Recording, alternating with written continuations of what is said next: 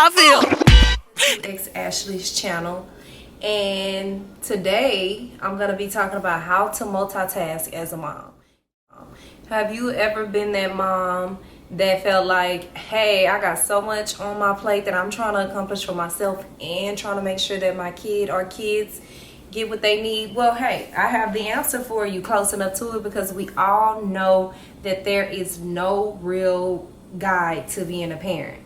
So when it comes to trying to elevate your health and fitness and keep your children, targeted as possible, there are some things that you can do. First thing is basically set goals, like I talked about in that first video. If you haven't seen it, go ahead and check it out.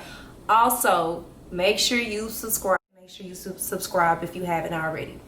So, first thing that I do is I basically create a layout. It takes some time to do, but in my little book right here, so cute, got it from Ross for only $5, and it's a lifesaver. Basically, I plan it out. I write out what I know I need to accomplish. Gotta write it out. And then I also write out what my son, he's 5 years old, what he needs to accomplish, and I schedule everything out. I make sure that his schedule matches mine and my schedule matches his, so that way I get what I need to get done, and then he gets what he needs to get done as well, so that he's still moving, as much as possible. Especially with this COVID situation going on, we shouldn't really name it as much as we do, but we will today. But as many things going on with COVID, basically we have to make time to be able to keep our kids as busy as possible. And one thing that I can tell you, keeping them in the house on the TV and electronics is not the answer. That will burn out so quick. Let me tell you, it will drive you crazy. They will be going in the fridge nonstop. They will be asking to do things nonstop. Not only that, especially if they are 5 and below, maybe even 6 and below, whatever, they are going to be getting into stuff. So we have to keep them busy. So basically, here's how the routine goes. For him, basically, I have him get up. I try to keep his schedule pretty much as normal as possible, because at some point he may or may not be going to school.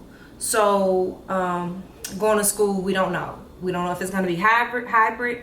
We don't know if it's going to be in class. We're hoping that as parents, based on this experience, well, some of us, we're hoping that we do not have to be the teachers of these kids, because I'm telling you, I'm an educator myself, and having to teach your own kid is a whole different ball game than teaching other people's kids. You would think it would be easier. Can't say the same thing for me, but to each is his own.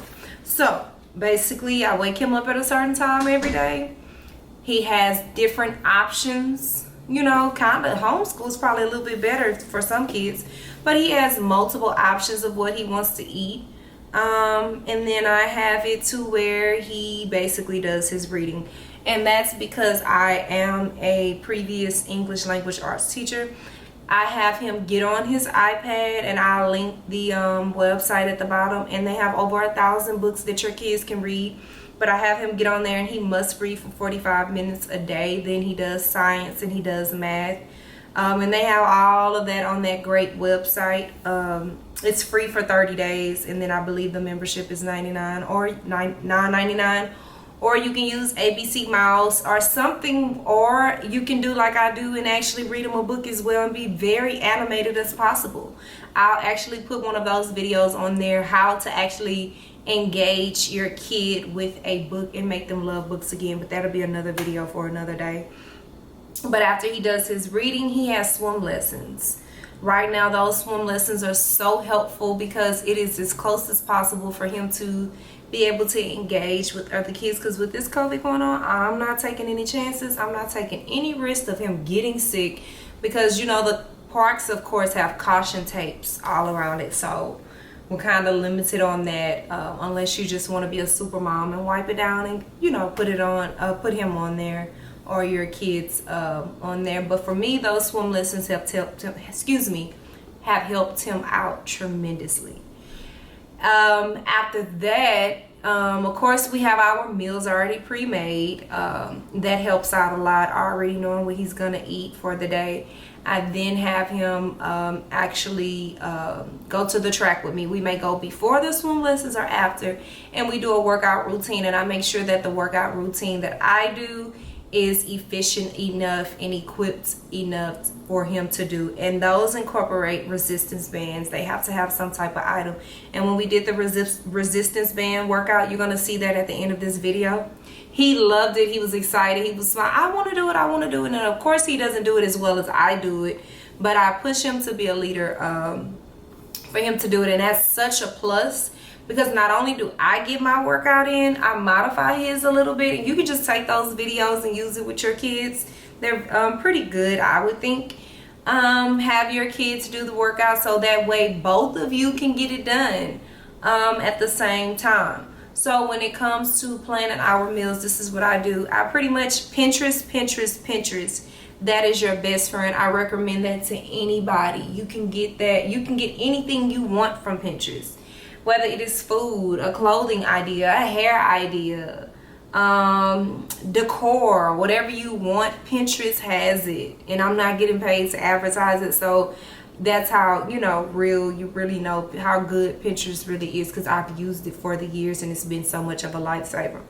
So basically, I write out what I know I'm gonna eat, and I am training for a bikini competition, so I have to be very strategic about what I eat. And of course, I don't have him eat the same thing. So basically, I plan it out. I know that I can only have certain things, and I know that I try to aim and push him to have certain things. So when I make my meal, I try to make it with the same things that he can kind of have. Like, I know that I'm eating chicken breast like crazy, shrimp and seafood like crazy. So I try to make him like pastas and spaghettis, and that stretches out. I make the meals 3 days at a time. Some people do more, some people do 2. And that stretches those out so that he can be able to get what he needs and I can get what I need. And that helps us out during the week. So everything is scheduled for our eating, or even if it is not made, we already know, okay, he has options to play with. That way it's not like he's going in the refrigerator all day, because we're on a schedule when we eat. We eat at this time, and this time. And it helps me stay on track with my eating, and then it helps him kind of stay out of the kitchen and stay out of that fridge. So that's a good one, to keep them out of the fridge, put them on a schedule. It starts off rocky at first, like anything, but hey, as the queen of start, I'm here to tell you, once you start it and you're consistent, it will get done, and they will know, okay, I just had this. And when he sees me going in the kitchen, he know, okay, yeah, it's time for me to go ahead and have whatever I'm supposed to have as well. So that also helps. And then again, making sure that you have workouts that basically your kids can do as well. But if you have more than one kid, then they may not necessarily need that. But for me, it helps me to be able to have workouts where he can be a part of it and he can enjoy it. And of course, it's modified for him. And I'm not using weights. The resistance bands, I'll link them at the bottom, because of course he's way too young to even thinking about using weights. So those resistance bands, for me, they're a substitution for weights, and for him it's something fun, and he still can get a workout in as well. Another very, very, very important thing that we have to do is we have to make sure that we don't overload ourselves. So be realistic about when you're planning your days with your kids. If you are a business owner, you have to make sure that your plan matches your kids' plan. Like I said, I schedule his stuff and I schedule my stuff, and I write it down. If I have to put it in my calendar, I put it in my calendar. But it is really helpful for you to basically pre-plan, pre-schedule. That way your kids have some type of normalcy, and if they don't, then this is a way for you to create one so your kids are not chaotic. I have him on a fun structure where he still can do things that are fun, but it is scheduled in, so he knows at this time he's gonna do this time he's gonna do this. And look up free stuff. Look up free stuff for them to do. It's not really a lot, but there are a lot of online things that your kids can do, such as right now Michaels is doing free virtual arts and crafts for kids, so that way they still are getting their arts and crafts in.